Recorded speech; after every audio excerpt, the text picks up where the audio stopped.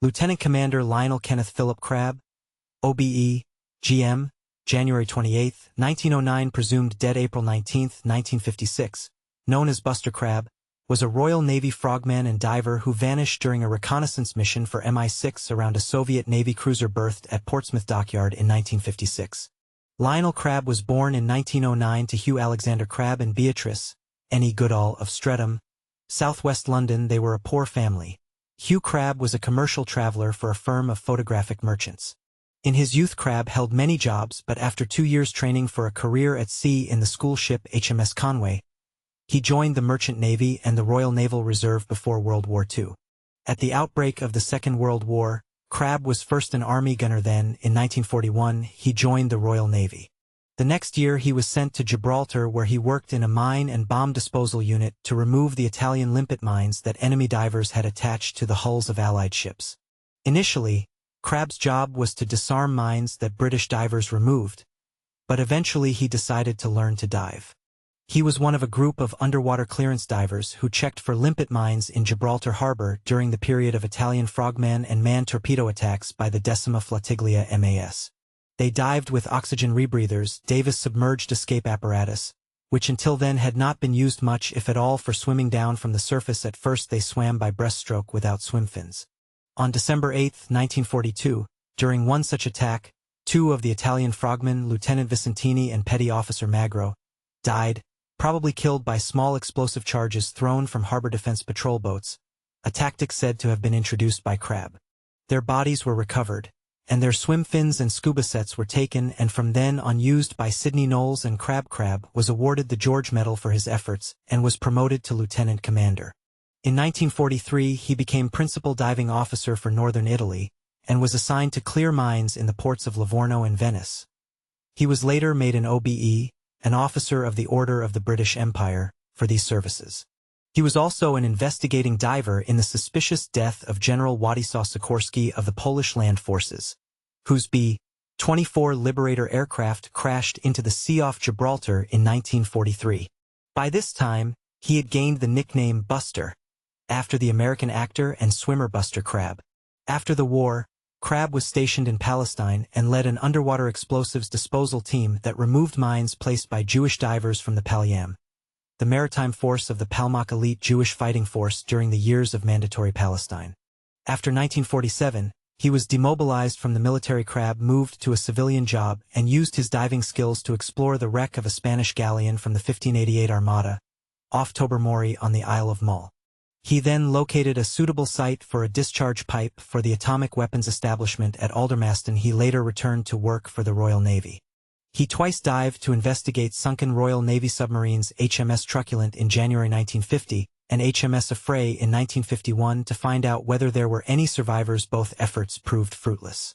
In 1952, Crabb married Margaret Elaine Player, the daughter of Henry Charles Brackenbury Williamson and the former wife of Ernest Albert Player. The couple separated in 1953 and divorced about 2 years later. In 1955, Crabb took frogman Sidney Knowles with him to investigate the hull of a Soviet Sverdlov-class cruiser to evaluate its superior maneuverability. According to Knowles, they found a circular opening at the ship's bow, and inside it a large propeller that could be directed to give thrust to the bow. That same year, in March, Crabb was made to retire due to his age, but a year later he was recruited by Mi-6. By that time, Crabb's heavy drinking and smoking had taken its toll on his health, and he was not the diver that he had been in World War II. Mi-6 recruited Crabb in 1956 to investigate the Soviet cruiser Ordzhonikidze that had brought the first secretary of the Communist Party Nikita Khrushchev and Soviet Premier Nikolai Bulganin on a diplomatic mission to Britain. According to Peter Wright in his book Spycatcher, 1987, Crabb was sent to investigate Ordzhonikidze's propeller, a new design that naval intelligence wanted to examine. On April 19, 1956, Crabb dived into Portsmouth Harbor and his Mi-6 controller never saw him again. Years later, a Russian who had been on board Ordzhonikidze claimed that the Soviets were expecting him that night, after being tipped off about the British operation by a mole, and that he dived into the dark and dirty waters beneath the Ordzhonikidze, hunted down Crabb and slit his air hose and his throat with a knife. Crabb's companion in the Sallyport Hotel took all his belongings, and even the page of the hotel register on which they had written their names 10 days later. British newspapers published stories about Crabb's disappearance in an underwater mission. MI6 tried to cover up this espionage mission. On April 29, under instructions from Rear Admiral John Inglis, the Director of Naval Intelligence, the Admiralty announced that Crabb had vanished when he had taken part in trials of secret underwater apparatus in Stokes Bay on the Solent. The Soviets answered by releasing a statement stating that the crew of Orjonikidze had seen a frogman near the cruiser on April 19. It was reported by Radio Moscow that the Kremlin had sent an official note to the United Kingdom concerning what Pravda described as shameful espionage. The Foreign Office reportedly replied, "Commander Crabb carried out frogman tests, and, as is assumed, lost his life during these tests. His presence in the vicinity of the destroyers occurred without any permission whatever, and Her Majesty's government expressed their regret at the incident." British newspapers speculated that the Soviets had captured Crabb and taken him to the Soviet Union. The British Prime Minister Anthony Eden disapproved of the fact that MI6 had operated without his consent in the UK, the preserve of the security service, MI5. It is mistakenly claimed that Eden forced Director General John Sinclair to resign following the incident. In fact, he had determined to replace Sinclair with MI5 Director General Dick White before the incident. The Prime Minister told the House of Commons it was not in the public interest to disclose the circumstances in which Crabb was presumed to have met his end. A little less than 14 months after Crabb's disappearance, on June 9, 1957, a body in a diving suit was brought to the surface in their net by two fishermen off Pilsey Island in Chichester Harbor. The body was brought to shore in a landing craft operated by members of RAF Marine Craft Unit No. 1107. It was missing its head and both hands, which made it impossible to identify, using then-available technology. According to British diving expert Rob Hoole, the body had the same height as Crabb, the same body hair color, and was dressed in the same clothes, Pirelli two-piece diving suit and Admiralty pattern swim fins that Crabb was wearing when he embarked on his final mission. Hoole wrote that given the length of time that Crabb's body had been in the water, there was nothing sinister about the missing head and hands. Crabb's ex-wife was not sure enough to identify the body, nor was Crabb's girlfriend, Pat Rose. Sidney Knowles was requested to identify the body shortly after its discovery. He described the body as being clad in a faded green rubber frogman suit of a type issued to Royal Navy divers, and the remains of a white sweater. The suit had been cut open from the neck to the groin and along both legs, revealing very dark pubic hair. Knowles examined the body closely, looking for a Y-shaped scar behind the left knee and a prominent scar on the left thigh. He failed to find any scars on the body and stated that it was not Crabb. A pathologist, Dr. D.P. King, examined the body and stated in a short report for the inquest that a careful examination of the body failed to reveal any scars or marks of identification. The inquest was opened on June 11, 1957 by Bridgman, who had received the pathologist's report that there was no way of establishing identity.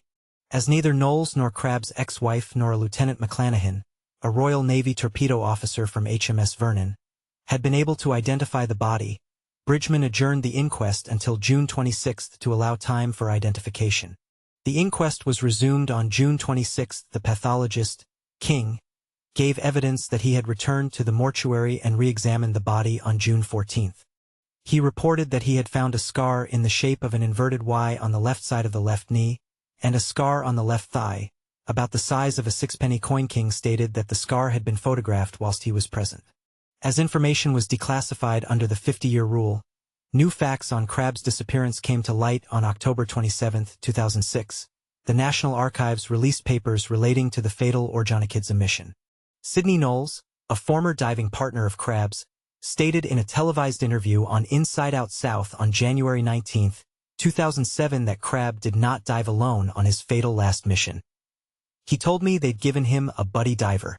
Furthermore, papers released under the Freedom of Information Act indicate that there were other divers investigating Orjonikidze while the ship was in Portsmouth Harbor. On November 9, 2007, The Independent reported how the government had covered up the death of Buster Crabb. The cruiser Orjonikidze was transferred by the Soviet government to Indonesia in 1962, where it operated as KRI Irian. The ship operated in the conflict against the Netherlands over West Papua, and was later used as a floating detention center for suspected communists during the Indonesian mass killings of 1965-66. The cruiser was scrapped in 1971. In a 1968 retrospective on the affair, Time reported that a skull, thought by some to be Crabb's, was found in early March 1967 on a beach near Portsmouth.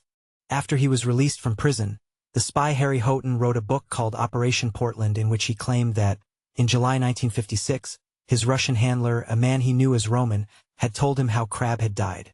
Houghton said that, shortly before the Soviet visit, he had been meeting Roman in a pub in Punnell, Dorset, and happened to see a friend who worked at the underwater detection establishment with her boyfriend, who was a diver. The boyfriend was annoyed that he had been training for something special, which had just been called off shortly after hearing that. Roman had cut short the meeting. According to Houghton's account, after assessing that divers might be planning some activity relating to Orjonikidze, the Soviet Navy arranged for 6 underwater sentries to watch the bottom of the ship, which had been fitted with wire jackstays on either side to help them hold on. When Crabb arrived, a struggle ensued in which Crabb's air supply was turned off and he passed out. He was then hauled on board and taken to the sick bay, having passed out a second time, where he was given medical treatment. When Crabb had recovered sufficiently, the Soviets began to interrogate him. He was making a confession when he collapsed and did not recover. Aware that they might be accused of causing his death, the Soviets decided to fix his body lightly to the bottom of the ship so that it came loose once the ship was underway. However, the body tangled in something underwater, which meant it was not discovered for 14 months. Houghton advanced the theory that Crabb's mission was to plant a small limpet mine on Orjonikidze, the purpose of which was to detect whether the Soviet Navy was using the latest sonar technology. If it was, the mine would detonate and the ship would slow down. If not, the mine would eventually detach and fall to the bottom of the sea. In a 1990 interview, Joseph Zwerkin, a former member of Soviet naval intelligence, who had moved to Israel after the breakup of the Soviet Union, claimed that the Soviets had noticed Crabb in the water and that a Soviet sniper had shot him. On November 16, 2007, the BBC and the Daily Mirror reported that Eduard Koltsov, a Soviet frogman, claimed to have caught Crabb placing a mine on the hull of Orjonikidze and cut his throat. In an interview for a Russian documentary film, Koltsov showed the dagger he claimed to have used, as well as an Order of the Red Star medal that he said had been awarded for the deed. A Russian journalist from the military newspaper Krasnaya Zvezda considered Koltsov's story improbable. In particular, the archive documents did not confirm that Koltsov, a bus driver in Rostov-on-Don for 30 years, had been awarded the Order of the Red Star or was a Soviet Navy frogman. Official British government documents regarding Crabb's disappearance are not scheduled to be released until 2057. Certain members of Parliament and Michael Hall became concerned about Crabb's ultimate fate. Commander J.S. Kearns of HMS Amethyst fame in 1961 and Marcus Lipton in 1964 both submitted proposals to reopen the case but were rebuffed. Various people speculated that Crabb had been killed by some secret Soviet underwater weapon, that he had been captured and imprisoned in Lefortovo prison with prisoner number 147, that he had been brainwashed to work for the Soviet Union to train their frogmen teams, that he had defected and become a commander in the Soviet Navy under the assumed name of Leonid Crabb, that he was in the Soviet Special Task Underwater Operational Command in the Black Sea Fleet, or that MI6 had asked him to defect so he could become a double agent. Tim Binding wrote a fictionalized account of Crabb's life, Man Overboard, that was published by Picador in 2005. Binding stated that, following the book's publication, he was contacted by Sidney Knowles. Binding alleged that he then met Knowles in Spain and was told that Crabb was known by MI5 to have intentions of defecting to the Soviet Union. This would have been embarrassing for the UK, Crabb being an acknowledged war hero. Knowles has suggested that MI5 set up the mission to the Orjonikidze specifically to murder Crabb, and supplied Crabb with a new diving partner who was under orders to kill him. Binding stated Knowles alleged that he was ordered by MI5 to identify the body found as Crabb, when he knew it was definitely not Crabb. Knowles went along with the deception. Knowles has also alleged that his life was threatened in Torremolinos in 1989, at a time when Knowles was in discussions with a biographer. About the claims that Crabb was planning to defect to the Soviet Union, Reg Valentine of the Historical Diving Society was quoted as saying, "Diving historians find it very hard to believe that this man, who prided himself on being a patriot, would have seriously considered defecting. Crabb was very fond of being a hero, and it is hard to imagine him jeopardizing that status." The British diving expert Rob Hull wrote in 2007 that Crabb had probably died of oxygen poisoning or perhaps carbon dioxide poisoning, and that Crabb's age and poor health caused by his heavy drinking and smoking had made him unsuitable for the mission that he had been assigned. In support of the death by misadventure theory, Hull noted that before disappearing on his second attempt to dive Orjonikidze, Crabb had during his first attempt experienced equipment failure, which suggested that Crabb's equipment was not up to standard. Crabb's MI6 officer Nicholas Elliott always took the view that Crabb had suffered equipment failure, or his health had given way, and that his reputation had been unfairly dragged through the mud. In a war documentary series titled Secrets of War, episode titled The Cold War, Khrushchev's Regime, a 1996 interview with former head of the KGB Vladimir Semichastny, who was the first Secretary of Komsomol at the time of Crabb's disappearance, reported, Crabb's decapitated body was found floating in the harbor 2 months after his disappearance. In the interview, Semichastny states that the Crabb affair was handled elegantly as of 2024. A Gibraltar-based C-class diving support boat of the Royal Navy is named for Lionel Crabb.